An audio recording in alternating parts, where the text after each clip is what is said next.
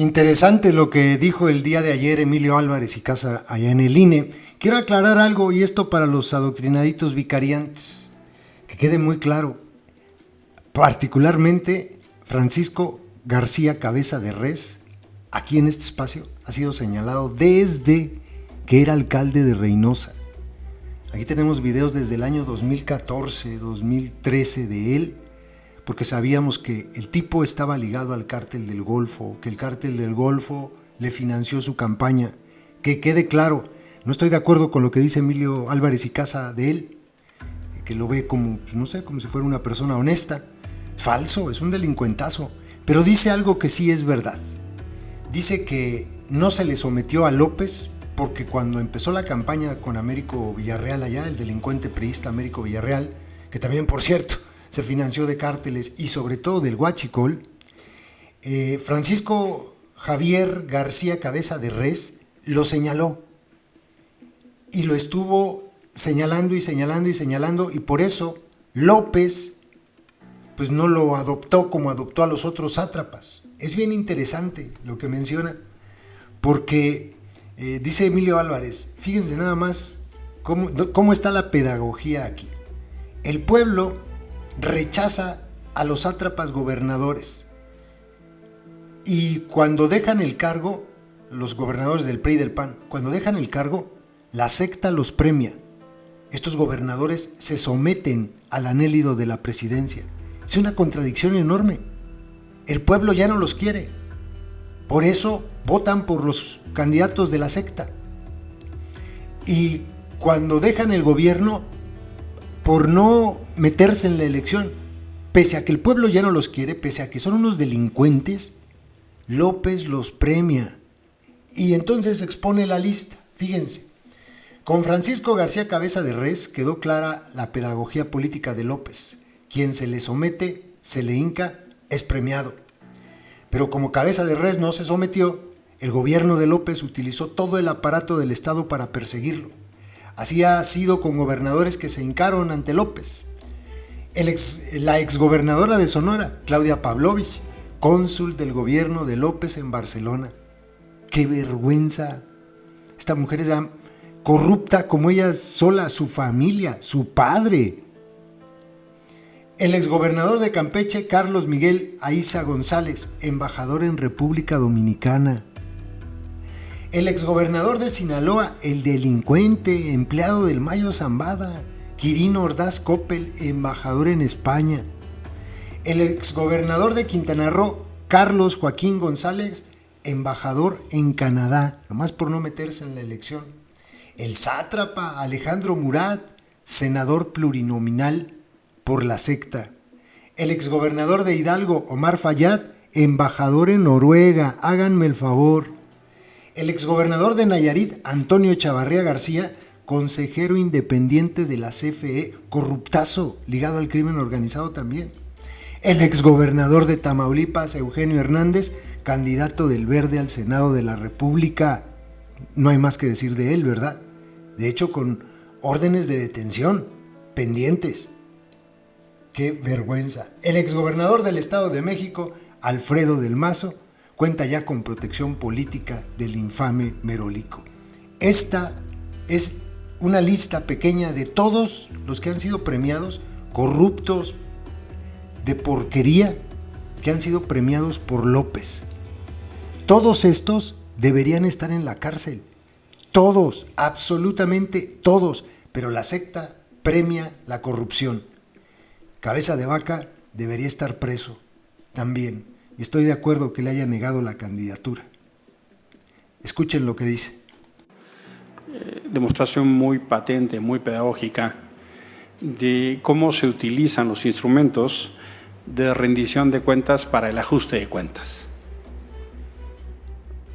El caso del exgobernador Cabeza de Vaca tiene una dimensión política y jurídica extraordinariamente significativa, porque lo que ha venido sucediendo es que el gobierno de la República ha utilizado un aparato de Estado para perseguir, acosar a todo aquel que no está de acuerdo con el presidente. Y se ha generado un mecanismo sistemático de acoso. Utiliza el aparato de justicia no para hacer justicia, sino para hacer un mecanismo de chantaje y coacción. Por diversas razones, varios exgobernadores, exgobernadoras han aceptado ese término de relación. Y la fórmula es esencialmente, mientras tú entregues, bajes los brazos, no des la batalla, yo te protejo, te doy impunidad, te doy cobertura, te doy algún tipo de premio, te doy algún tipo de futuro. Y ha sido una práctica sistemática. ¿Y cuál es el fin? El fin es abalanzarse y el control del poder. El fin es la extensión territorial disfrazada en triunfo electoral. Y es el caso de Francisco Cabeza de Vaca. ¿Por qué esta persecución? ¿Por qué esta venganza? Porque él se le puso enfrente.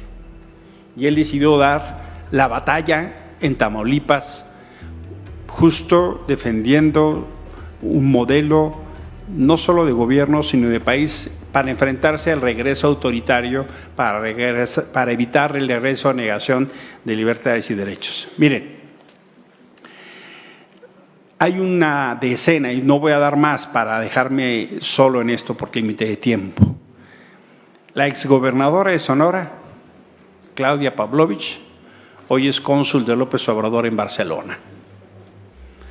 El exgobernador de Campeche, Carlos Reyes Miguel Aiza, embajador en República Dominicana.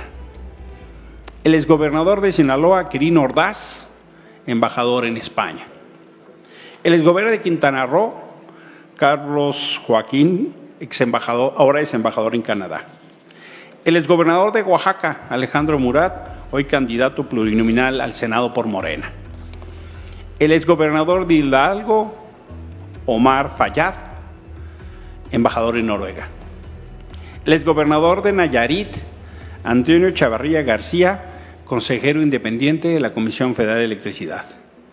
El exgobernador de Tamaulipas, Eugenio Hernández, es candidato del Partido Verde al Senado. Por cierto, él no puede visitar Estados Unidos porque está perseguido. El exgobernador del Estado de México, Alfredo del Mazo, con protección política. El exgobernador del Estado de México, Erubiel Ávila, candidato del Verde. Fíjense qué pedagogía tan interesante.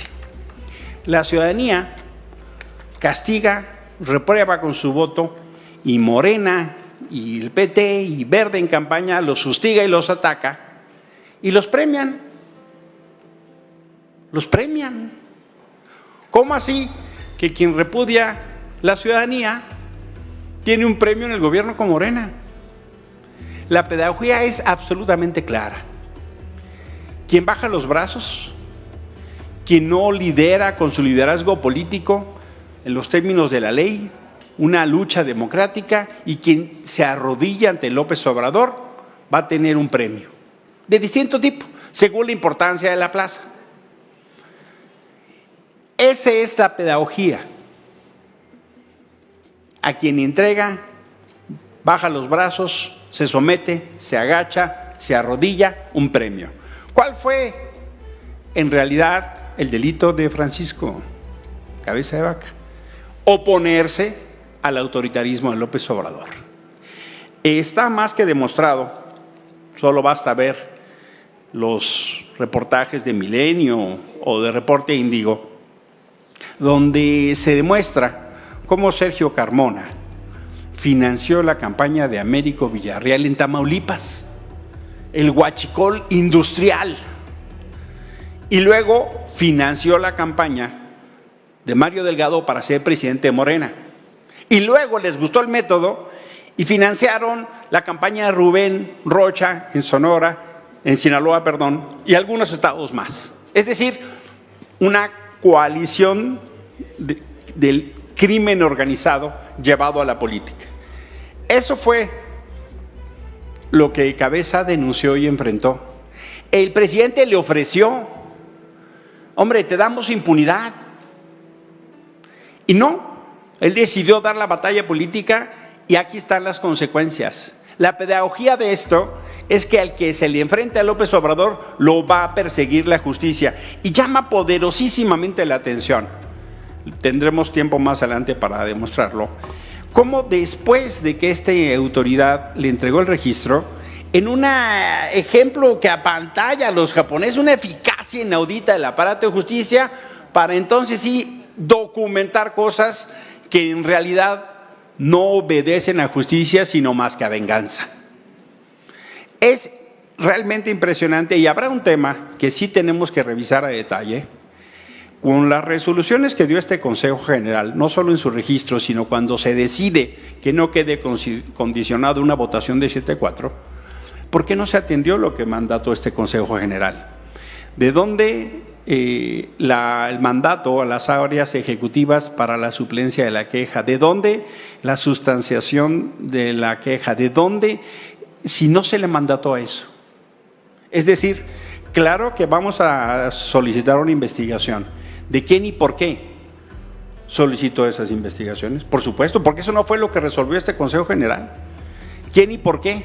Porque en realidad lo que ahí están haciendo es un uso faccioso del aparato de justicia. Y ahora sí, de una manera sorprendentemente rápida y eficaz, ojalá así hicieran con los cientos de miles de personas desaparecidas en este país, ojalá así atendieran el llanto de las mujeres o de los hombres o de los secuestros. Para eso no hay justicia. Pero para la venganza sí es expedita. Es que es inaudito. Y por supuesto que vamos a iniciar los procedimientos de investigación para saber y conocer, porque los tiempos de la respuesta que esta autoridad y las otras instancias llevaron al tribunal, me parece que es una burla a toda la impunidad estructural con la que estamos viviendo en este país. ¿Dónde hay rapidez en la justicia? Cuando al presidente le interesa. Ya vimos las cosas que hizo Saldívar.